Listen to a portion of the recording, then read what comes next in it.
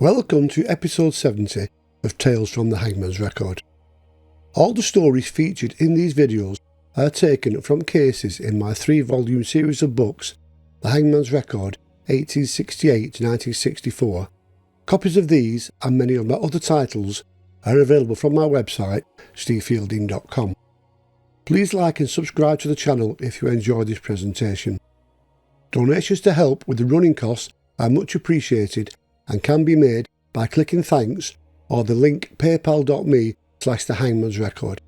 Comments on whether you believe justice was done and suggestions for further episodes in this series and on my other channel, Crime Casebook, are always welcome.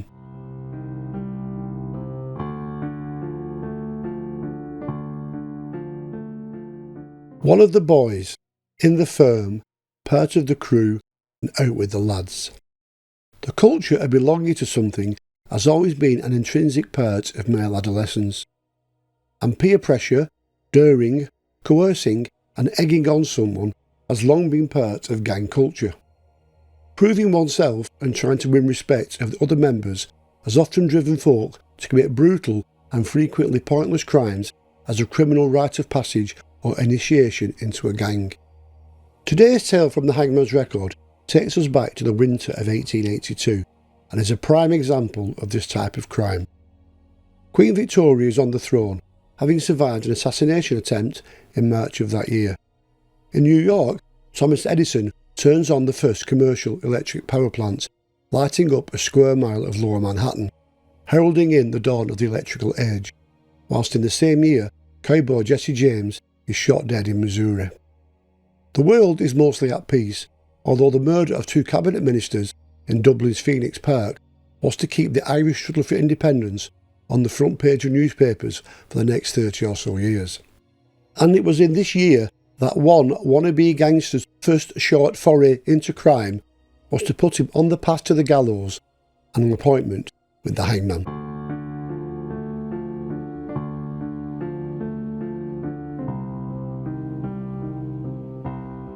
It was Friday evening, the 1st of December 1882, and although the recently opened Holborn Viaduct power station was now supplying street lighting in parts of London, there was a thick, swirling fog over the East End as the young man, armed with chisels and a revolver, set out to commit a burglary. Despite holding a steady job as a cabinet maker and being born into a respectable and highly religious family, by the age of 21, Thomas Henry Orrock had started mixing with a number of East London crooks. Eager to prove his criminal credentials with his associates, Orrock decided he needed to earn his stripes and undertake his first venture into crime. After seeing an advertisement for a revolver for sale in Exchange and Mart, he decided it was just what he needed for when he set out on his criminal escapade. Along with 3 friends, Arthur Evans, Frederick Miles and Henry Mortimer, they travelled out to Tottenham Marshes, where they spent an afternoon firing the gun at a tree as Orrock practised loading and firing the gun. Now he felt ready for his first foray into crime, and with the winter evening being shrouded in a thick fog, he chose this night to carry out his reconnaissance. His plan was flawed from the outset. Orrock had chosen as his target the local Baptist church on the corner of Ashwin and Beach Street in Dalston, East London, where he and his family were regular worshippers, and it was as he began casing the place 2 policemen walked past. Sergeant Frederick Cobb was one of a pair of officers on patrol when they spotted the man standing under a lamppost looking towards the chapel door. Orrock acted as though he was waiting for someone, and the 2 officers walked past.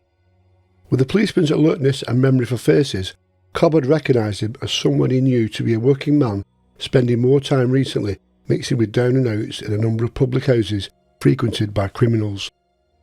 Cobb was about to speak to the man to ask why he was loitering when he had second thoughts and chose to walk on. It was a decision he would rue for the rest of his life. Orrock listened as their footsteps faded into the distance and out of sight before he scaled the front wall and began to force one of the chapel windows. He had just lifted the catch and was about to gain entry when another officer, PC George Cole, suddenly appeared out of the fog and, seeing what was happening, rushed over and grabbed hold of him. As Orrock was seized by the officer, a fit and strong 27-year-old, he resisted violently and they began to struggle on the pavement. PC Cole took a firm hold of Orrock's arm, causing him to drop the chisel. He managed to place him under arrest and began marching him off towards the police station. It was now Orrock became aware of the seriousness of this situation. Arrest, almost certain imprisonment, and the shame it would bring on his family. But even more concerning for the young thief-to-be was how his criminal friends would react. The scorn and disdain at him failing on the first attempt and getting pinched by the police. Realising it was time for desperate measures, with his free hand he pulled out the revolver and waved it threateningly at the officer. PC Cole tried to restrain him further, and in a panic Orrock swung round and pulled the trigger. As PC Cole collapsed on the pavement, mortally wounded, Orrock disappeared into the foggy night. But his crime had not gone unnoticed.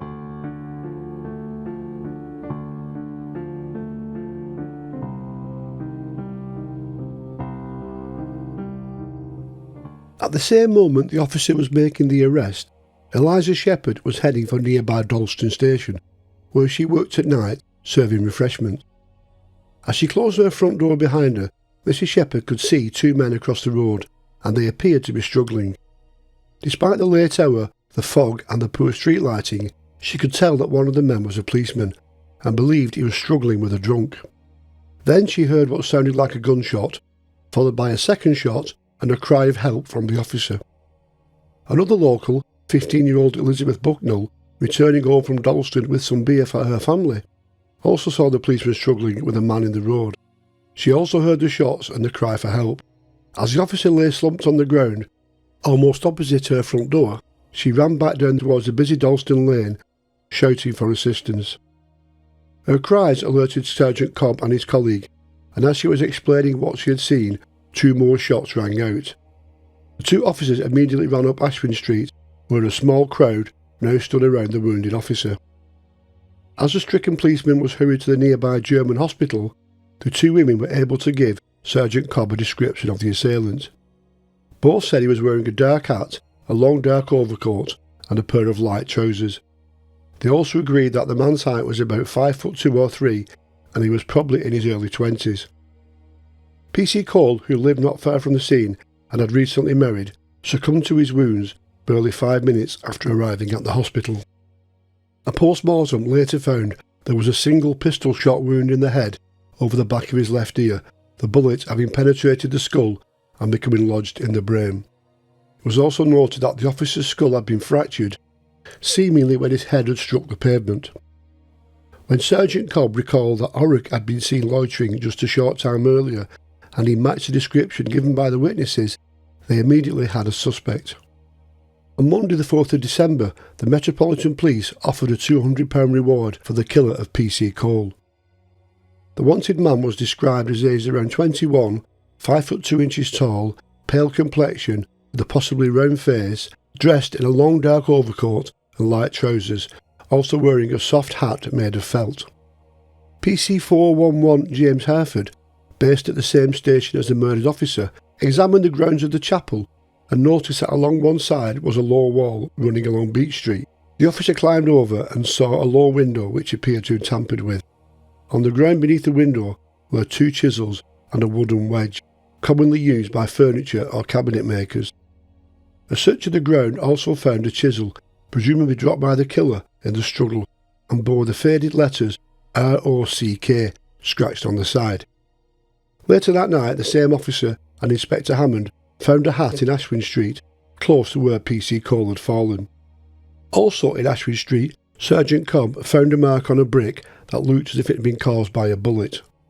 A similar mark was found by a gutter pipe between two terrace houses, and the sergeant also taken possession of a bullet that had hit Cole's truncheon through its case. Detectives believed that the murder would be quickly solved, and a few days later they had a suspect taken in for questioning. Orrock was among many young men picked up locally for questioning about the murder. He fitted the description given by Elizabeth Bucknell and the £200 reward based on Sergeant Cobb's view of the young man by the lamppost. He was also a cabinet maker who would own or use tools like those found by the church window. However, both Elizabeth Bucknell and Eliza Shepherd failed to pick him out of an identity parade, and although there was evidence linking him to one of the chisels, The police reluctantly had to release him without charge. Police officers have always borne a special dislike for men who killed one of their own, and as P.C. Cole was laid to rest at Abney Park Cemetery, Sergeant Cobb vowed to bring his colleague's killer to justice.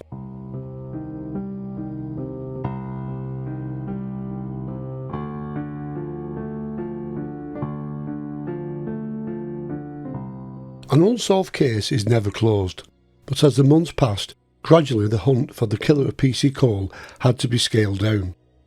So it was almost 2 years later, at the end of July 1884, that Sergeant Cobb went to Maidstone Prison after hearing a tale that two petty criminals knew something of the Dalston murder.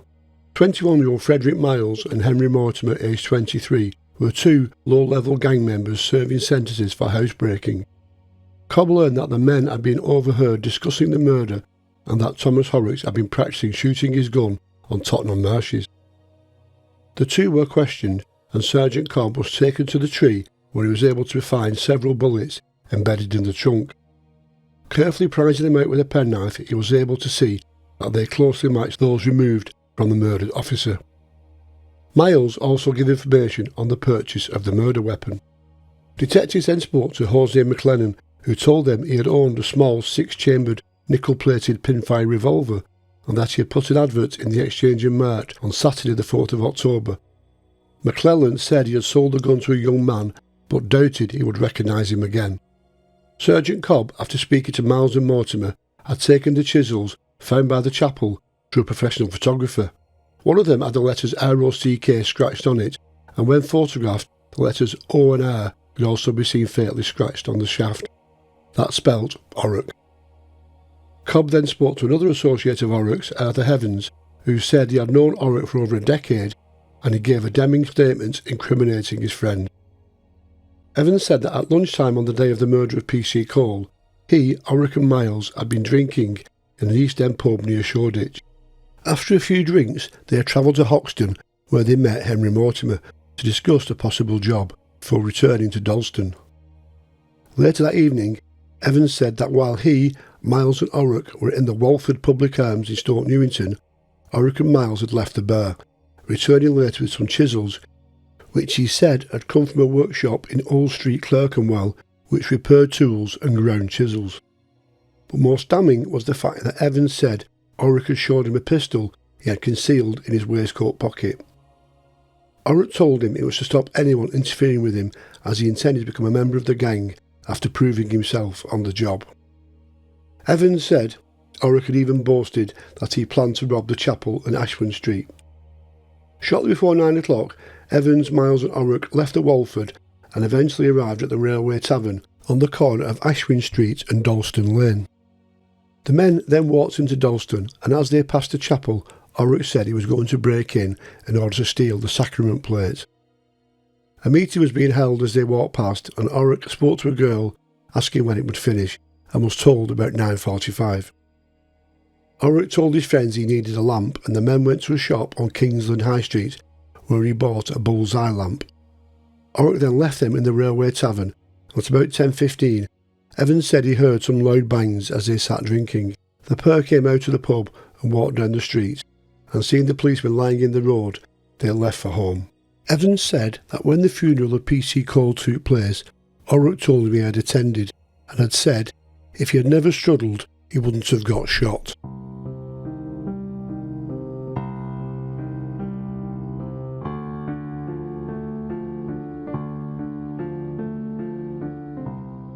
The hunt was now on for Thomas Henry Orrock. He was traced to Coldbath Fields Prison, Clerkenwell, where he was serving a term of imprisonment for burglary. He was arrested and charged with P.C. Cole's murder and held on remand while Sergeant Cobb continued his search for more evidence to build up the case. Thomas Orrock was put on trial for the murder of P.C. Cole at the Old Bailey on Friday the 19th of September 1884 before the fearsome Mr. Justice Hawkins. Henry Hawkins was an old-fashioned High Court judge, fiercely independent, and was said to know immediately if someone was trying to pull the wool over his eyes. He often had his Jack Russell Terrier, named Jack, perched on his desk when sitting as a judge, and it was said by Sir Henry that Jack would bark if the witness or defendant was telling lies. Mr. Harry Poland QC represented the Crown, while Orrock's defence was handled by Mr. Forrest Fulton QC. Poland's case was in the main evidence collated by Sergeant Cobb in methodical order.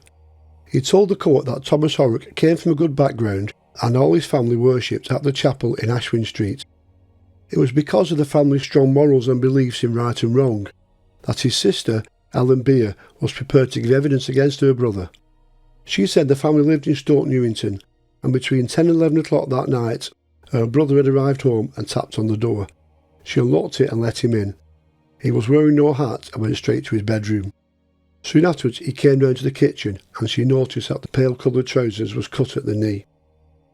Orrock said he had been in a fight and had lost his hat before heading to bed. He stayed in his room all the following day and did not go out until the evening.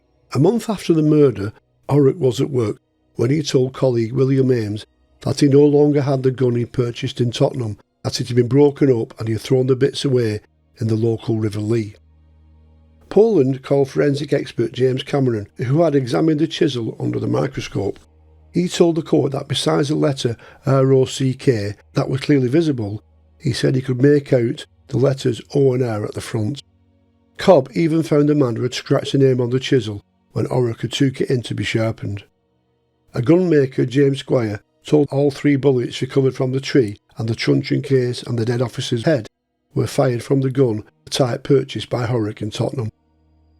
Forrest Fulton admitted that Orrock had discussed planning the robbery but claimed he was not part of it and all the evidence against him was incorrect. After a 2-day hearing, Orrock was found guilty of murder, with the jury deliberating for just 20 minutes. There was no recommendation for mercy.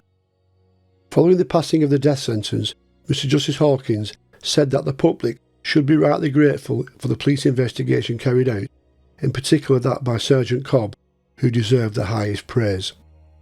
There was no appeal process in the 1880s, and with the Home Secretary failing to find any reason to reprieve the prisoner, Thomas Orrock was hanged at Newgate on Monday, the 6th of October.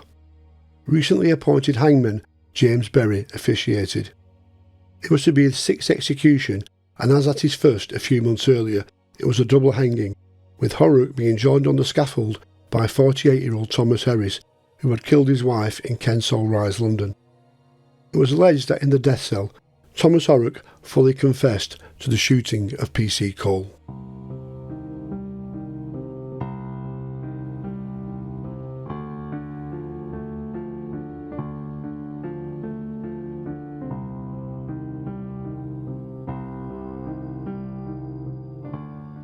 Thomas Orrock made a full confession to his crime, and justice was clearly done in this case. And like we saw with the investigation into the Southampton murder in episode 69, there is no time limit on how long it takes a detective to get his man. And it is those lucky breaks and little clues that lead to the criminal becoming another entry in the Hangman's diary. You'll be watching another episode of Tales from the Hangman's Record. Until the next time, thank you and goodbye.